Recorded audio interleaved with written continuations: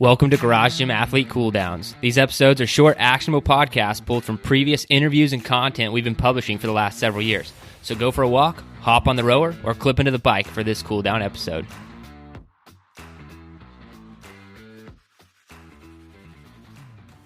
What are some of the biohacks that you're promoting people do? Yeah, so, I think biohacking is also now kind of becoming popular with some of the guys who are doing it out there on social media, but it's really reverting back to like your normal way of living before all the modern technology. And so you have a couple options. I mean, you can go off grid and live like, the Unabomber in the middle of nowhere, but most of us don't want to do that. So you got to kind of look at your current lifestyle and see how can I incorporate these things with all that I have to accomplish. So I usually try to stack hack. So what I mean by that is the faster workout that we talked about, doing things like HIIT. So just trying to condense the amount of workout I can do in a shortest period of time and get the maximal benefits.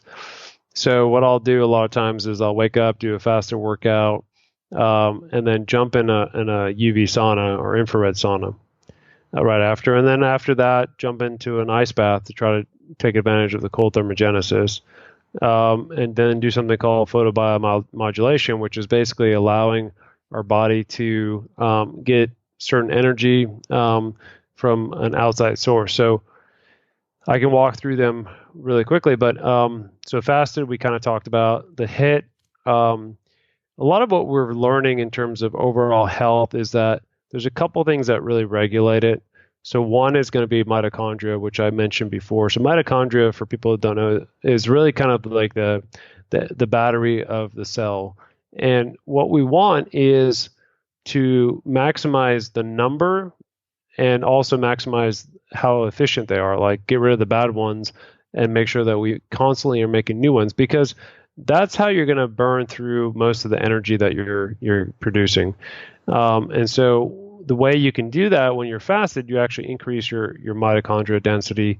When you do HIIT workouts, high intensity workouts, you can do like a 30-minute HIIT workout and get the same benefits as far as mitochondrial density than like a 2-hour endurance run. So a lot of us don't have time to run for 2 hours. So if you just did intervals for 30 minutes, you would get the same benefit. And then jumping into an infrared sauna after that will actually also improve the mitochondrial density, but also increase your growth hormone, your testosterone, your norepinephrine, which helps with muscle recovery. And then jumping into a cold thermogenesis or ice bath will actually improve all those things. So you're kind of like, I call it supercharging. Basically, instead of doing one at a time, you're getting all these benefits at once. And it's a tremendous feeling once you're done, and you can do it within like an hour and a half, 2 hour time period. Yeah, I think that's an awesome. Is that kind of like your morning routine right now? Yeah. So morning routine, I would say I wake up early, usually around 4. I do the photobiomodulation first because it's basically what that is. I don't know if you've seen like the Juve. You interviewed the Juve. Yeah.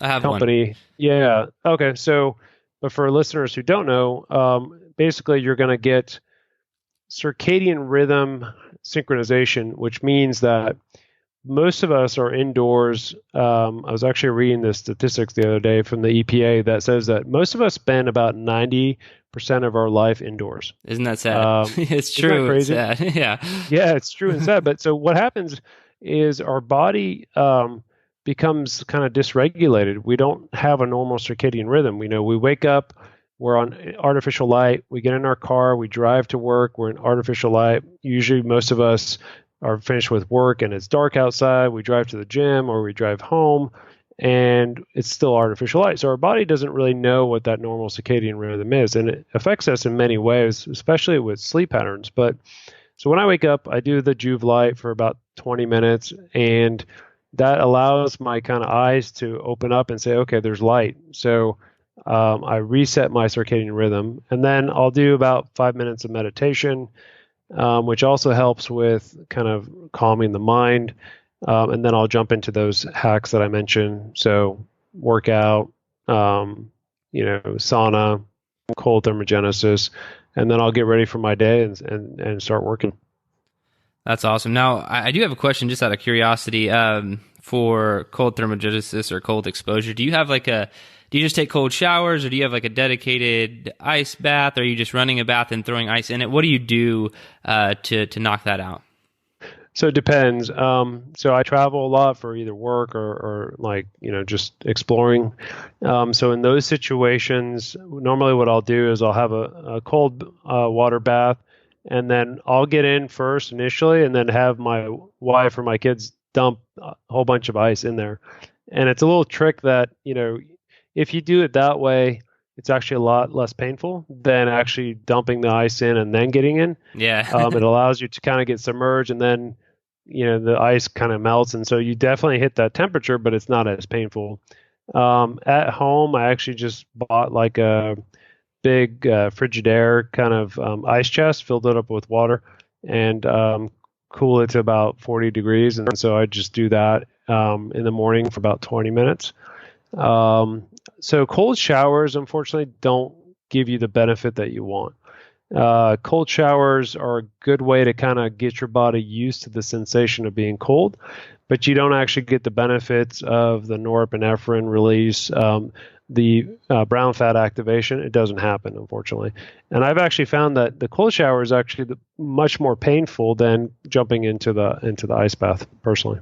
Yeah, I feel like cold showers are much more practice and mental toughness than there is a lot of documented research, because like you're saying, all the research I've read has more to do with actual being submerged in cold water as opposed to just being sprayed with cold water. Man, that Frigidaire sounds pretty awesome. I've been looking into getting one of those. It's like a little box freezer type situation. Yeah. I mean, you can get it, Amazon, Walmart, any place, but it's basically like big ice chest. You get, I'm 6'1", so it's about 19 and a half cubic inches, I think. So I can actually, because you want to submerge up to your neck, because that gives you kind of the vagal nerve activation, which is your main parasympathetic nervous system kind of nerve impulse. So a lot of what we're trying to accomplish with all these hacks also is rebalancing our system. Most of us are aware that if you are out in nature and you get chased by a bear, you get a huge sympathetic rush where, it's basically fight or flight. If you don't run away and escape the bear, you're going to die.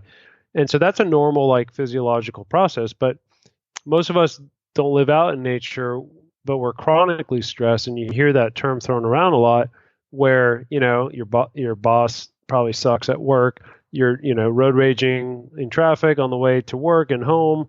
Maybe you have problems, at home with your wife or husband. And so we're chronically stressed, right? And so how do we get our body back to kind of this neutral position? Well, we have to do a lot of things to really activate our parasympathetic nervous system. And the vagus nerve is one of the major parts of that. And so things that I've mentioned already. So exercise, actually, as long as you're not kind of an endurance athlete doing marathons and triathlons, is a very good parasympathetic activator. Cold thermogenesis is, sauna is, meditation is, doing things like gratuity can also be very parasympathetic dominant. And so you want to kind of reestablish this balance between always being stressed and being unstressed. And so that's kind of why we try to do a lot of these hacks as well. Thanks for listening to today's Cool Down. If for some ridiculous reason you are not subscribed to Garage Gym Athlete programming, fix that problem right now. Go to garagegymathlete.com, sign up for a free trial, get started with us today. Thanks for listening.